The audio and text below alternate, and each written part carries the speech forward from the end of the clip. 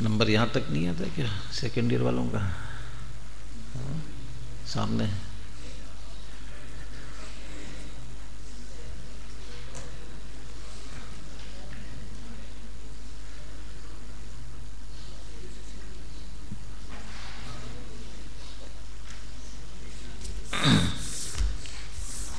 सावधान। जय श्री ओम नमः सिद्धेभ्यः। वंदितु सर्वसिद्धे ध्रुवमचलमनोवमं गतिं तत्ते वोच्छामि समय पाहुर् निर्मो सुदकेवली गणितं। नमः समय साराय स्वानुभूत्या चकासते चित्स्वभावाय भावाय सर्वभावान्तरच्छिदे। देहादिक से भिन्न जो परयायों से पार, ज्ञान स्वभावी आत्मा देवानंद अपार।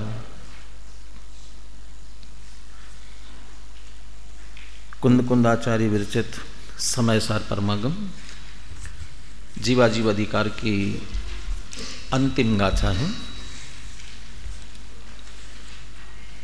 जिन वर्णादि और रागादि को जीव के द्वारा जीव मानने की संभावना है, जिनमें एकत्व ममत्व कर्तृत्व भोक्तृत्व की भावना करते हुए अपने को भी वह वैसा ही मानने लग जाता है, उससे भेद ज्ञान कराने के लिए इस अधिकार में वर्णादि और रागादि के भाव जीव नहीं है, यही सिद्ध किया गया है।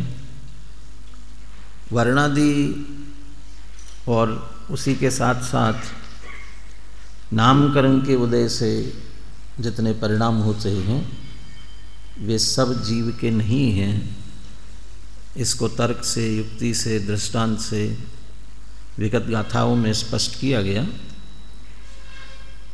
जीव नहीं है, जीव के नहीं है, फिर भी उन्हें जिनवाणी में जीव कहा जाता है। क्यों, कैसे? मात्र व्यवहार से। ये भी पिछली गाथा में चर्चा ले ली गई थी।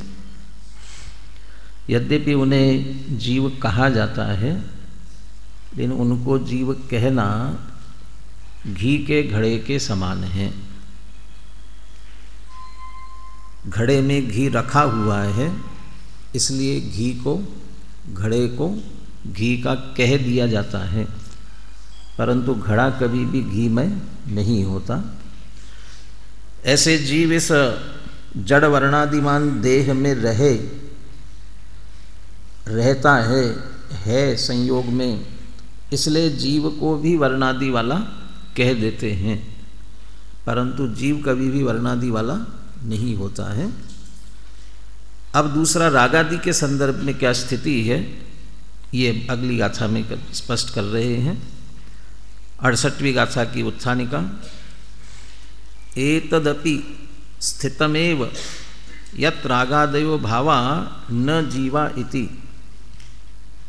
एतदपि स्थितमेव, ये कब कहा जा सकता है? यह भी सिद्ध हो ही गया। तो पहले एक बार सिद्ध कर चुके हैं, तब कह रहे हैं।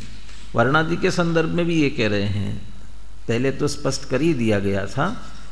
पुनः इस विषय का उपसंहार करते हुए वर्णादि ये वो जीव नहीं है ये कहते हैं, रागादि भी जीव नहीं है ये भी कह दिया था। पुनः एक बार उसका उपसंहार करते हुए यहाँ कह रहे हैं एतदपि स्थितमेव, इसलिए कह रहे यह भी सिद्ध हो गया। और यह भी करने का तात्पर्य वर्णादि जीव नहीं है ये सिद्ध हो गया, और यह भी सिद्ध होता है यत् रागादयो भावा न जीवा इति। रागादिक भाव जीव नहीं है, यह भी बात सिद्ध हुई। सिद्ध होने से पहले ही कह दिया, सिद्ध हो गई। अब तो गाथा में सिद्ध करेंगे ना कि उसी बात से ये बात सिद्ध है। हम सिद्ध करेंगे तब सिद्ध होगी, ऐसे नहीं है। जो खोज माने ये कहलाती ना, जैसे वैज्ञानिक ये क्या करते हैं, ये क्या कहलाएगा अंग्रेजी में, इन्वेंशन, खोज करते हैं। ये नई नई खोज की इन्होंने। पृथ्वी में गुरुत्वाकर्षण है, ये किसने सिद्ध किया? न्यूटन ने ये खोज किया। ऐसे जितने भी ये खोज किए गए हैं उन्होंने बनाए नहीं हैं, उन्होंने सिद्ध किया। तो सिद्ध किया वो वस्तु में तो पहले से सिद्ध है ना। क्या सिद्ध किया? तो हमें ज्ञान करा दिया। तो ये बात तो सिद्ध ही है कि वर्णादि है, वो रागादि है, वो जीव नहीं है, ये बात सिद्ध है। ये तो हमारे ज्ञान में सिद्ध कर रहे हैं, इसलिए कह रहे कि तो सिद्ध है और हमें इसका ज्ञान कराना है सिर्फ। 68 पर गाथा, मोहन कम्म सुदया दुवन्निया जे इमे गुणठाना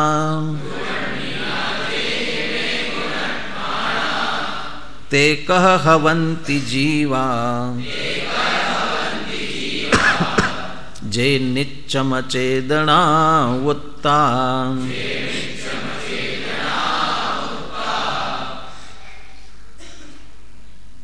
मोहन कम्मस उदया। अब प्राकृत में उदयात अब कैसे होता है वो देख लेना। उदया लिखा ना, और संस्कृत है उसकी उदयात। मोहन कर्म के उदय से। पंचमी विभक्ति तो क्या है, अपादाने होते ना, अपादान, और अपादान में होता है उससे अलग होना, इस अर्थ में होती है।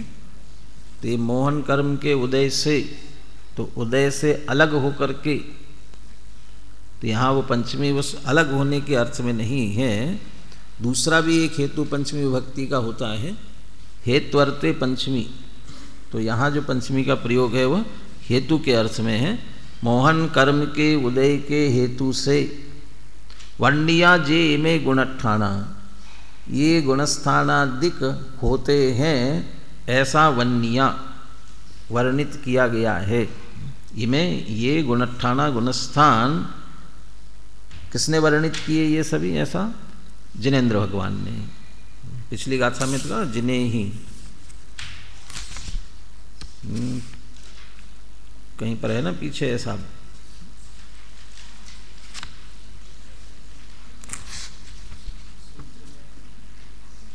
चौसठ 63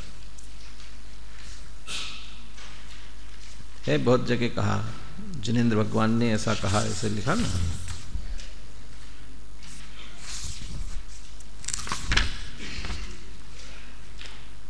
व्यवहार दो उत्तो वगैरह के हैं, व्यवहार से कहे गए हैं। 59 में है, जीवस एवं मनो जिने ही व्यवहार दो उत्ता, जिनेन्द्र भगवान ने कहा।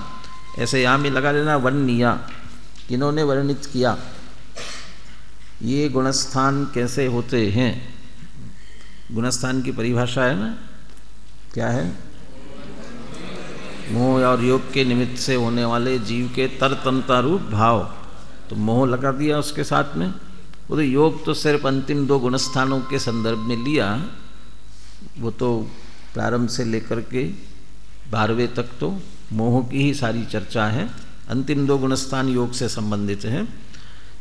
तो ये गुणस्थान जिनेन्द्र भगवान ने मोह कर्म के उदय से होते हैं ऐसा कहा।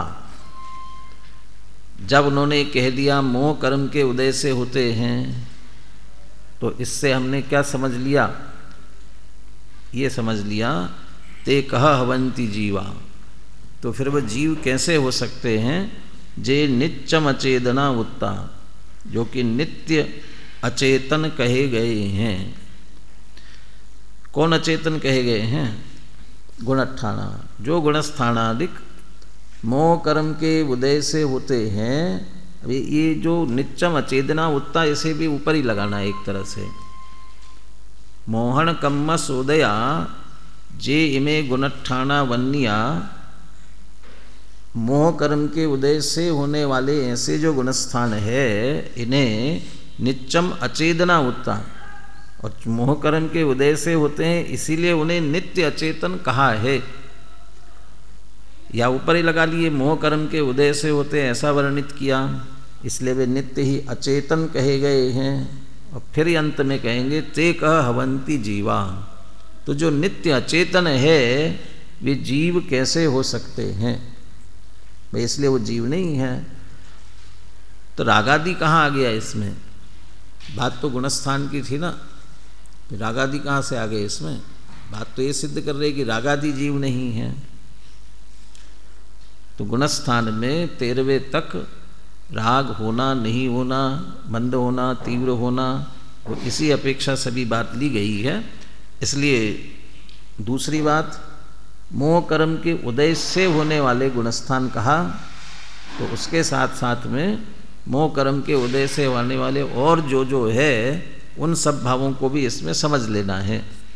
चूँकि उन 29 भावों में रागादि बात ली गई थी, इसलिए रागादि की तरफ से बात करते हैं। तर्क इतना सा ही लिया गया है कि मोह कर्म के उदय से होने के कारण।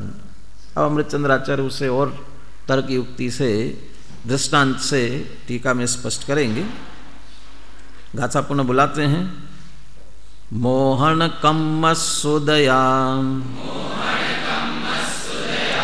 दुवन्निया जेय में गुणठाणा ते कह हवन्ति जीवा जे नित्यम चेदना उत्ता। गाथार्थ, मोह कर्म के उदय से होने वाले गुणस्थान सदा ही अचेतन है, ऐसा जिनेन्द्र देव ने कहा है, अतः वे जीव कैसे हो सकते हैं। बोले गाथा और पद्यानुवाद दोनों।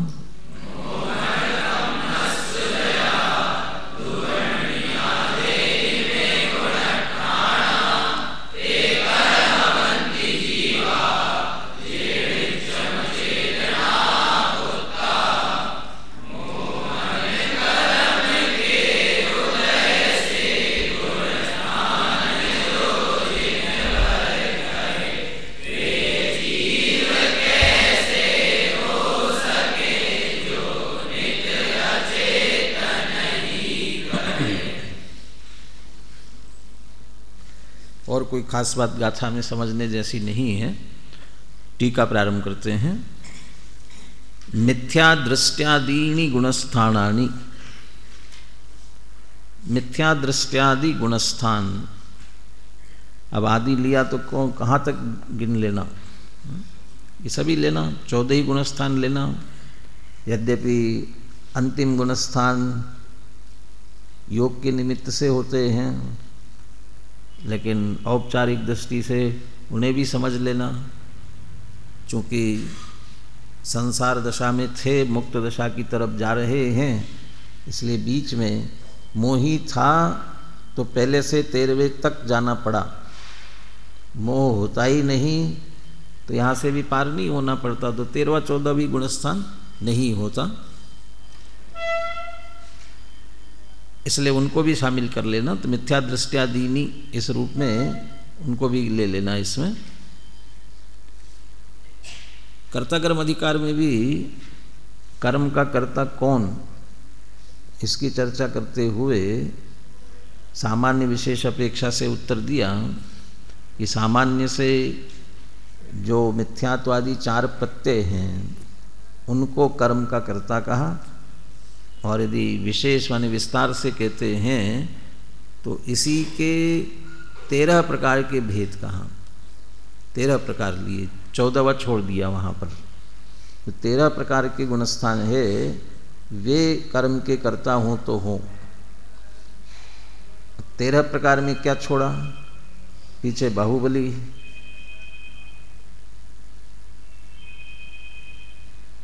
क्यों नाम दिया आपका? आपने छोड़ दिया क्या 14वां गुणस्थान? क्यों लिया नाम आपका? कुछ विशेष वार्ता चल रही है हिंदुस्तान पाकिस्तान के?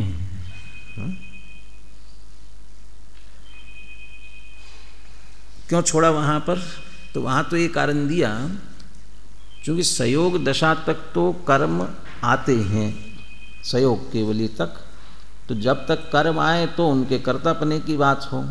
तो 14वां गुणस्थान तो अयोग का है, तो वहाँ कर्म आते ही नहीं है और अयोगपना कारण भी नहीं है, इसलिए उसे छोड़ दिया।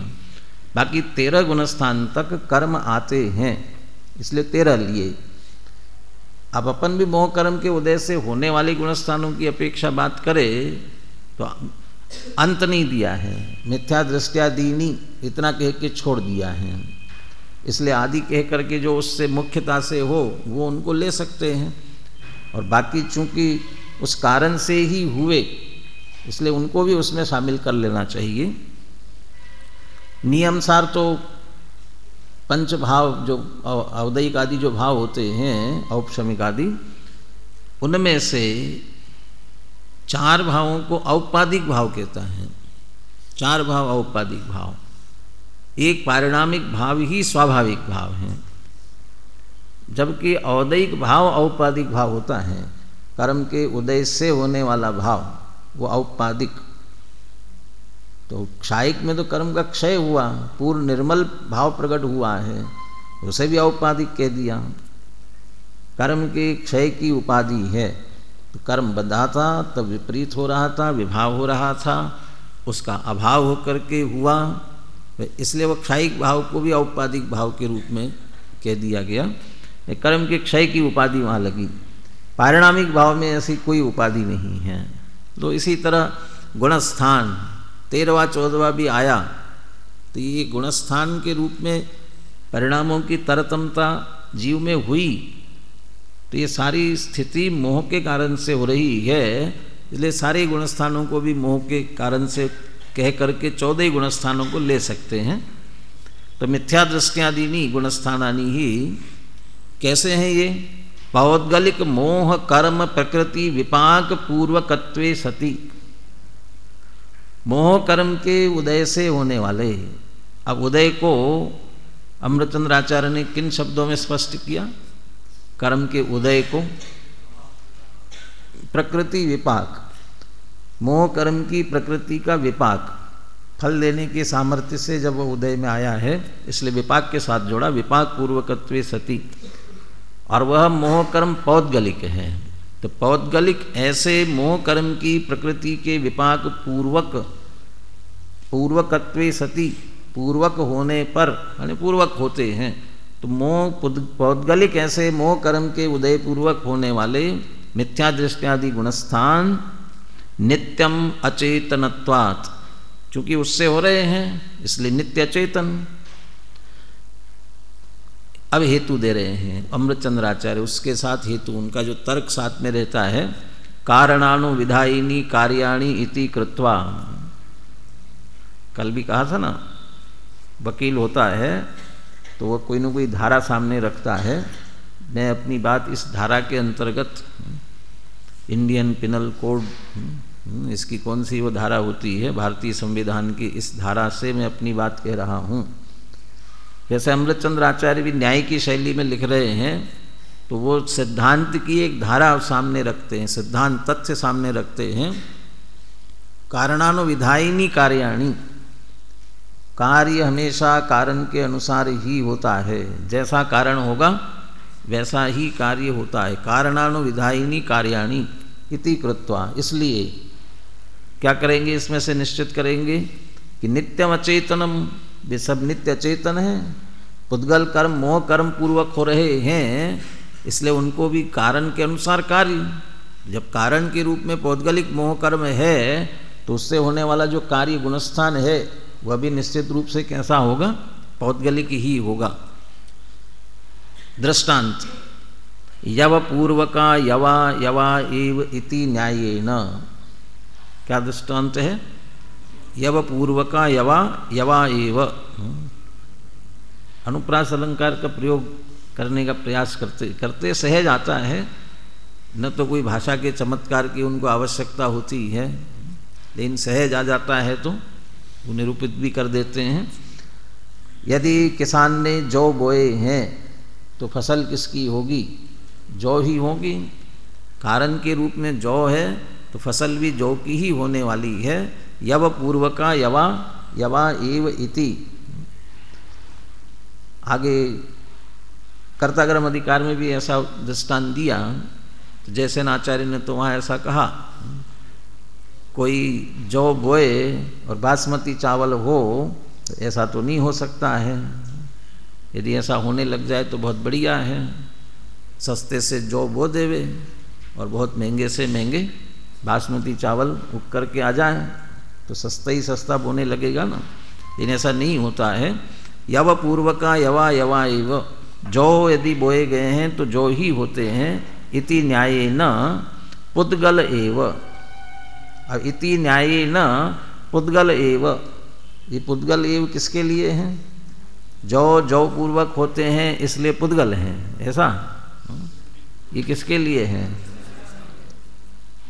पौद्गलिक मोह कर्म के उदय से होने के कारण से वे मिथ्या दृष्टि जो गुणस्थान है वे पुद्गल हैं। वो नित्य अचेतनत्वात् भी हेतु के रूप में ले लिया उसे। नित्य अचेतन होने के कारण से वे पुद्गल ही है। और जब वे पुद्गल है तो न तो जीव, जब पुद्गल है तो जीव कैसे हो सकते हैं? इसलिए वे जीव नहीं हैं। और उन्हीं में रागादि भाव आते हैं इसलिए वे भी जीव नहीं हैं। गुणस्थानानाम नित्यम अचेतनत्वं च आगमात् चैतन्य स्वभाव व्याप्तस्य आत्मनो अतिरिक्तत्वेन विवेचकैः स्वयं उपलभ्यमानत्वाच्च प्रसाध्यम। पुनः दो हेतु देते हैं। दो हेतु क्या देते हैं? एक उसे आगम से, दो ऐसा पीछे दिए ना, स्वानुभव गर्भित युक्ति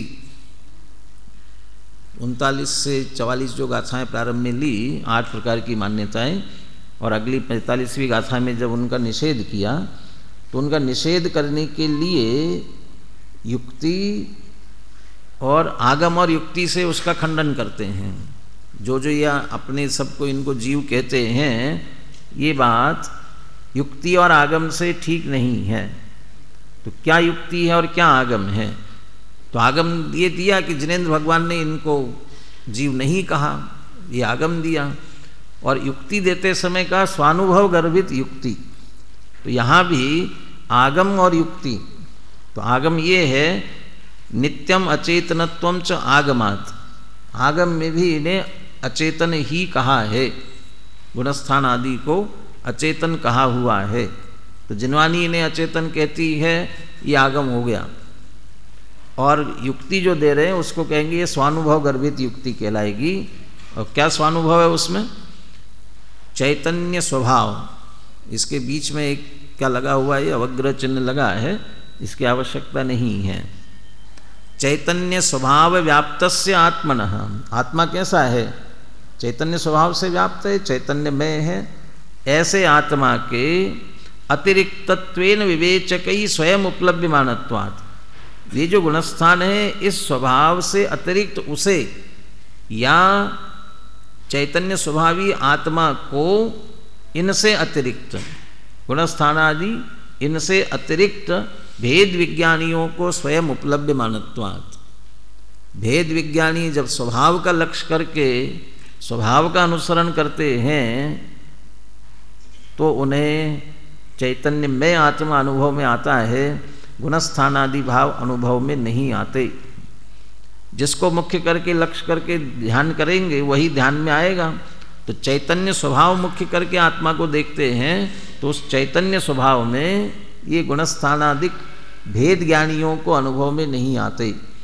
और इसलिए भेद ज्ञानी कहते हैं ये जीव नहीं है। न विबोधि अपमत्तो न पमत्तो जानगो दुजो भावो। तो जानगो दुजो भावो इस रूप में उन्हें अनुभव में आता है। और जब उस जानगो दुजो भावों के रूप में अनुभव कर रहे हैं तो प्रमत्त रूप से अनुभव में नहीं आता।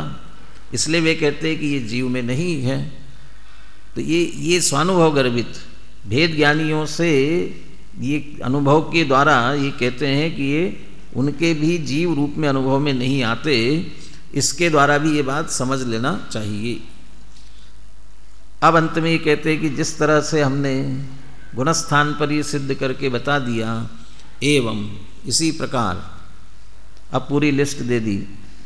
जितने नामकर्म के उदय में वहाँ बता दिए थे उसके अतिरिक्त, और गिनती करके देख लेना 29 पूरे होते हैं कि नहीं होते हैं, और कोई छूट गया हो तो कल पूछना, उसको फिर देखेंगे पीछे जाता है कि वर्णादि में आता है कि रागादि में आता है, कहाँ आता है उसे देखेंगे, कल मिलाना पूरे गिनती करते हुए। एवं राग द्वेष मोह प्रत्यय कर्म नोकर्म वर्ग वर्गणा स्पर्धक अध्यात्म स्थान अनुभाग स्थान योग स्थान बंध स्थान उदय स्थान मार्गणा स्थान स्थितिबंध स्थान संक्लेश स्थान विशुद्धि स्थान संयम लब्धि स्थानान्यपि पुद्गल कर्म पूर्वकत्वे सति नित्यम अचेतनत्वात् पुद्गल एव न तु जीवः इति स्वयं आयातम। ये कह दिया इसी तरह से, बस ये तर्क युक्ति अब नहीं बदलेंगे, सिर्फ थोड़ा सा अंतर कदाचित करना पड़े तो करने की बात है, अन्यथा पूरे की पूरी उसी तरीके से उन्हीं तर्क युक्तियों से उसे समझने की बात है। कोई शंका खड़ी होती है इसमें? एवं राग द्वेष मोह प्रत्यय कर्म नो कर्म वर्ग वर्गणा स्पर्धक, ये सभी पुद्गल कर्म पूर्वकत्वे सति नित्यम अचेतनत्वात् पुद्गल एव न तु जीवा इति स्वयं आयातम। जानबूझ करके कुछ ऐसे भाव लिए जिन पर शंका खड़ी होनी चाहिए। बोलो बोलो।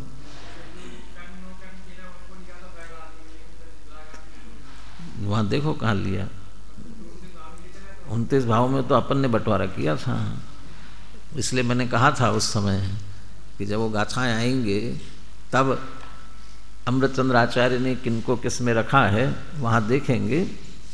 पर ने तो जो स्पष्ट जड़ हैं उनकी अपेक्षा से वर्णादि में उनका बंटवारा किया था, और जो जीव के विकारी भाव रूप है उन्हें रागादि के रूप में बंटवारा किया था।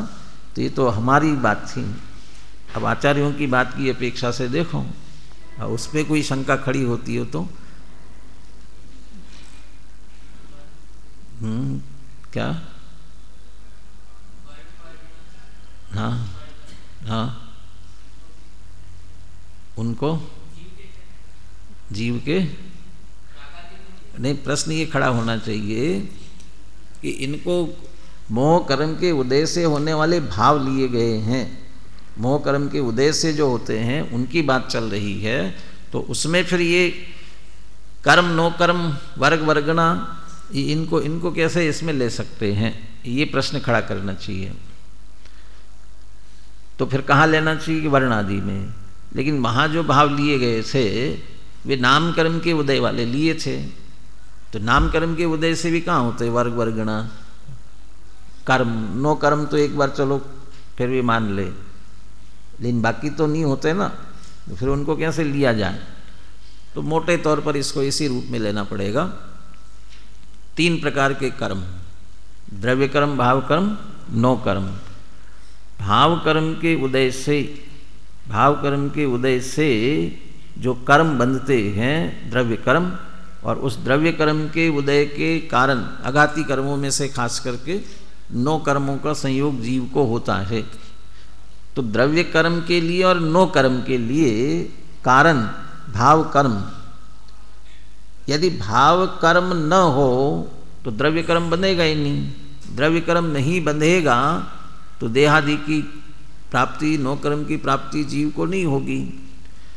जो वर्ग वर्गणा, कर्म की वर्ग की मुख्यता से बात लेते हैं इसमें, वर्ग वर्गणा स्पर्धक इनमें, तो उनमें जो अनुभाग शक्ति और उस शक्ति विशेष उनका समूह स्पर्धक के रूप में लेते हैं, तो उनमें जो अनुभाग पड़ा वो किसके कारण से पड़ा?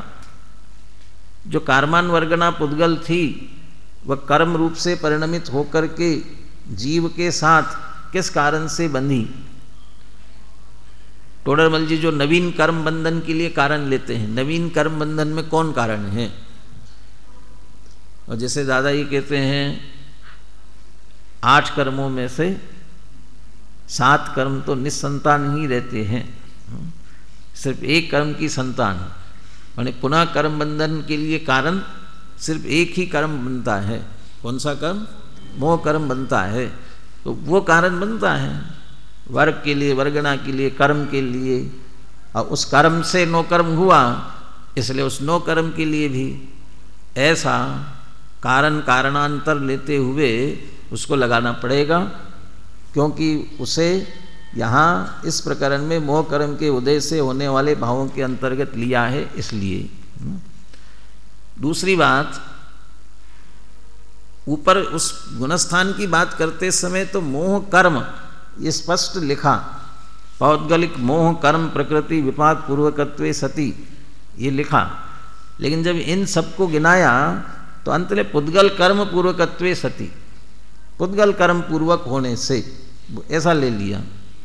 तो नो कर्म है वो अघाती कर्मों के कारण से हो रहे हैं, तो अघाती कर्म के निमित्त से होने वाले ऐसे नो कर्म आदि, इस रूप में उसको जोड़ लेना। तो उस रूप में जोड़ने से तो ज़्यादातर तो पीछे वर्णादि में ही चला जाता। फिर भी अमृतचंद्र आचार्य की विवक्षा से इन सबको मोह कर्म के उदय की मुख्यता से लेते हुए इन सबको अचेतन पौद्गलिक ही कहा गया है, ये समझ लेना। ततो रागादया भावा न जीवा इति सिद्धम, इसलिए रागादिक भाव जीव नहीं है, ये बात इसमें सिद्ध होती है। थोड़ा सा भावार्थ पढ़ करके और जयचंद जी छाबड़ा का भावार्थ भी और साथ में गुरुदेव श्री का उद्धरण, दोनों ने इस पर से जो शंका खड़ी होती है, ये रागादिक भाव जीव नहीं है, रागादि भाव जीव नहीं है, ये कहते हो तो है क्या रागादि भाव? जीव नहीं तो फिर है क्या ये? और इसलिए भी शंका खड़ी होती है, जड़ पुद्गल तो कभी रागादि करता नहीं है, उसे तो राग आता नहीं है, उसे तो राग द्वेष के परिणाम होते नहीं हैं, तो फिर वह किसके हैं? पेज नंबर 465,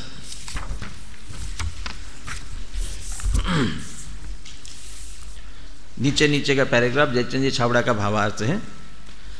शुद्ध द्रव्यार्थिक नय की दृष्टि में, ये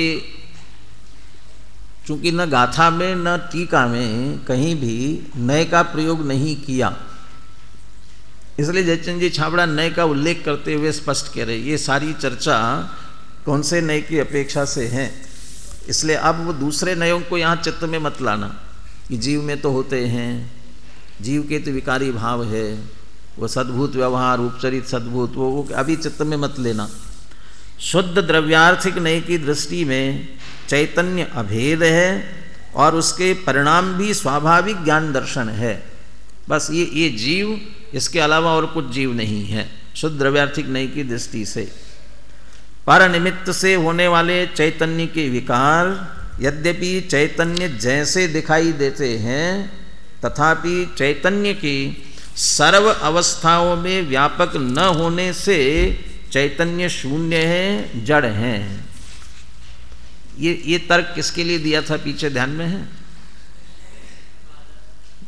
चैतन्य की सर्व अवस्थाओं में व्यापक न होने से चैतन्य शून्य है, तादात्म्य के लिए दिया। तादात्म्य संबंध किसको कहते हैं?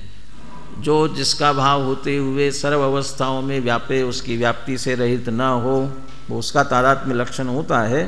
तो ये राग भी जो है चैतन्य की सारी अवस्थाओं में नहीं व्यापता है। कहाँ नहीं व्यापता है? राग कहाँ नहीं होता? कहाँ नहीं होता है?